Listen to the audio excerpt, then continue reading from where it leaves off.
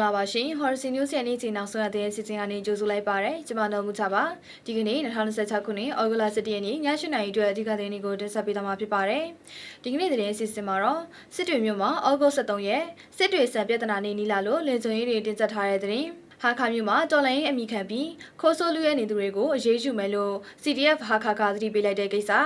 ပလဲဝါမြို့နယ်ကိုစစ်တပ်ကလေကြောင်းကနေပုံကျဲလို့ဆယ်ကျော်သက်နေဦးထဏ်ရရတဲ့သတင်းရွှေဘုံမြို့နယ်မှာရေပေးကူညီသူတွေကိုနေအိမ်ချိတ်ပိတ်မယ်လို့ချင်းချောင်းနေတဲ့အကြောင်းအပါအဝင်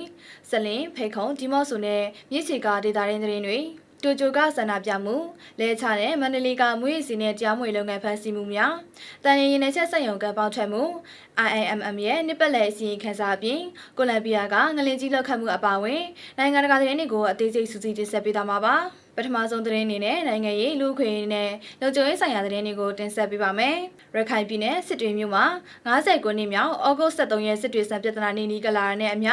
မြို့ရင်းနေရာအနှံ့ပြားမှာလုံခြုံရေးတင်ဆက်ထားပြီးအရက်ဝတ်တွေနဲ့ပါလိုအပ်စောင့်ကြည့်မှုတွေပြုလုပ်နေပါတယ်။စာတင်ကျောင်းတွေဘုံကြီးကျောင်းတွေနဲ့စစ်ဆောင်စခန်းတွေအနီးမှာအဆောင်အရှောက်တွေချထားပြီး1969ခုနှစ်ကဖြစ်ပွားခဲ့တဲ့စံပြဿနာအမတ်တရားလှုပ်ရှားမှုတွေမလုပ်နိုင်အောင်တားဆီးဖို့ကြိုးပမ်းနေကြတာပါ။ချင်းပြည်နယ်ဟာခါမြို့အတွင်းမှာ CNA နဲ့CDF ဟာခါတပ်ဖွဲ့ဝင်တွေအဖြစ်အမိခံက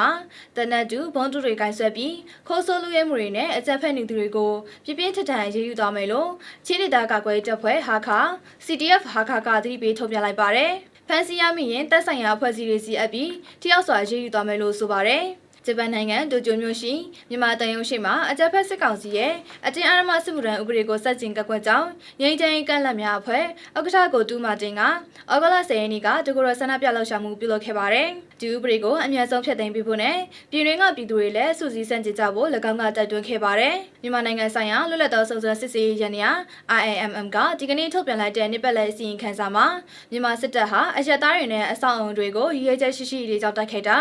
ာတရားမဝင်ဖမ်းဆီးနေစစ်တာနဲ့လိမ်မဲဆိုင်ရာအကြမ်းဖက်မှုတွေကျူးလွန်နေတဲ့တပ်တွေထောက်ထားတွေကိုစုဆောင်စစ်ဆေးထားပြီးတာဝန်ခံမှုရှိစေဖို့လှုံ့ဆော်နေရလို့ဖော်ပြထားပါတယ်။ဆက်လက်ပြီးမြေပြင်စစ်ရေးမူခင်းတဲ့ဒေသရင်းသတင်းတွေကိုကြည့်ရအောင်ပါ။ချင်းပြည်နယ်ပလက်ဝမြို့အဝင်ဆိုင်ပုံနီကိုဒီကနေ့နေ့ပိုင်းကအကြမ်းဖက်စစ်ကောင်စီကတက်တိုက်လျင်နဲ့ဗုံးကျတိုက်ခိုက်ခဲ့လို့အိမ်ထဲမှာဗီဒီယိုကြည့်နေတဲ့အသက်19နှစ်အရွယ်မထွေးစိန်နဲ့အသက်73နှစ်အရွယ်မတနာထိုက်ဆိုတဲ့ဆယ်ကျော်သက်မိန်းကလေး2ဦးခြေထောက်တွင်မှာဗုံးစားထိမှန်ဒဏ်ရာရရှိခဲ့ပါတယ်။စကိုင်းတိုင်းရွှေဘုံမြို့နယ်အတွင်းရေပေးတင်ကြရတဲ့စီကိုတားရောက်ကူညီမဲ့သူတွေကိုနေအိမ်ချိတ်ပိတ်ရေးယူမယ်လို့စစ်ကောင်စီကချိတ်ချုပ်ထားပါတယ်။မြို့ဝင်မြို့ထွက်ဂိတ်တွေမှာလည်းကယ်ဆယ်ရေးပစ္စည်းတွေတည်ယူတာကိုတေးကြစွာပိတ်ပင်ထားပြီးရွာ18ရွာကလူဦးရေ2000နီးပါးဟာအသက်ကယ်လေးနဲ့စားနပ်ရိက္ခာတွေအရေးတကြီးလိုအပ်နေဆဲဖြစ်ပါတယ်။ရှမ်းပြည်နယ်တောင်ပိုင်းလဲချမြို့နယ်စီစောကျေးရွာအနီးမှာအွန်လိုင်းလိမ်လည်မှုနဲ့လောင်စာလုပ်ငန်းတွေလုပ်ကိုင်နေတဲ့တရားမဝင်တရုတ်နိုင်ငံသား34ဦးကို laptop 25လုံး Starlink 10စုံနဲ့အတူဩဂုတ်လ10ရက်နေ့ကစစ်ကောင်စီကဖမ်းဆီးရမိခဲ့လို့ထုတ်ပြန်ထားပါတယ်။ရှမ်းပြည်နယ်မြောက်ပိုင်းလာရှိုးမြို့ကန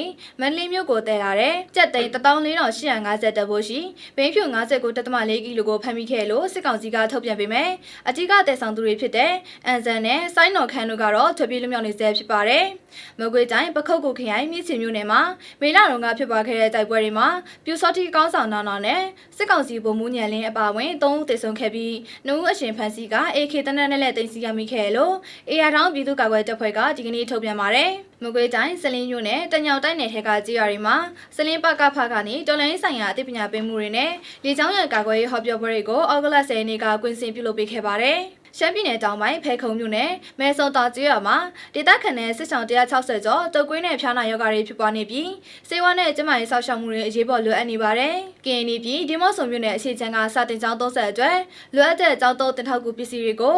IEC နဲ့စစ်တဲဖွဲ့တို့ကပူးပေါင်းပြီးဩဂုတ်လ10ရက်နေ့ကထောက်ပံ့ပေးခဲ့ပါတယ်။နောက်ဆုံးအနေနဲ့တဘာဝဘေးရန်ရဲ့ဒေတာရင်းနဲ့နိုင်ငံတကာသတင်းတွေကိုတင်ဆက်ပေးပါမယ်။ကိုလံဘီယာနိုင်ငံနောက်ပိုင်းချိုကိုပြည်နယ်မှာပြင်းအားရစ်တာစကေ9.4အဆင့်ရှိအင်အားပြင်းငလျင်တစ်ခုဩဂုတ်လ10ရက်နေ့ကလှုပ်ခတ်ခဲ့ရာလူပေါင်း112ထက်မနည်းသေဆုံးပြီးအဆောက်အအုံအမြောက်များပျက်စီးခဲ့ပါတယ်။အနီးနားနိုင်ငံတွေထိပါတုန်ခါမှုကိုခန်းစားခဲ့ရပြီးကယ်ဆယ်ရေးတွေဆက်လုပ်နေပါတယ်။အိန္ဒိယနိုင်ငံဂျာခန်ပြည်နယ်မှာအစိုးရဝန်ထမ်းရွေးချယ်ရေးဆောင်ရွက်ပွဲမတမာမှုတွေကိုဆန္ဒပြပြီးပြည်နယ်လွှတ်တော်စီချီတက်လာတဲ့ထောင်နဲ့ချီတဲ့လူငယ်တွေကိုရဲတပ်ဖွဲ့ကမျက်ရည်ယိုဗုံးရေဖြန်းကားတွေနဲ့နံပါတ်တွေတုံးပြီးလူစုခွဲခဲ့ပါတယ်။ ကချင်ပြည်နယ်ချီဖွေမြို့နယ်ပန်ဝါဒေသမြေရှားတပ်စုလောက်ကွက်တွေမှာတရုတ်လုံငန်းရှင်တွေကအလုသမားတွေကိုပုံမှန်ရက်အတိုင်းလောက်ခလာစာပုံမှန်မပေးပဲအချိန်ဆွဲနေလို့အလုသမားတွေအလွန်အခက်တွေ့နေရပါတယ်။ဒီကနေ့ဩဂုတ်လ10ရက်နေ့အတွက် Horizon News ရဲ့ည7:00နာရီသတင်းစီစဉ်ကိုဒီမှာပဲရနာပါရစေ။မနေ့ဖြန်မှာလည်းနောက်ဆုံးရသတင်းတွေနဲ့အတူပြန်လည်ဆုံတွေ့ကြပါမယ်။အသေးစိတ်သတင်းပြေဆုံးကိုကျမတို့ရဲ့ website လေးစာ www.horizonnews.com မှာဝင်ရောက်ဖတ်ရှုနားဆင်နိုင်ပါတယ်။ Facebook, YouTube, Telegram နဲ့ TikTok တို့မှာလည်း follow လုပ်ထားဖို့မမေ့ပါနဲ့နော်။ကျမနုံမှုထားပါရုပ်သံကြည့်ရှုသူပရိသတ်များအားလုံးကိုစိတ်နှပြရှင်လန်းချမ်းမြေ့ကြပါစေရှင်။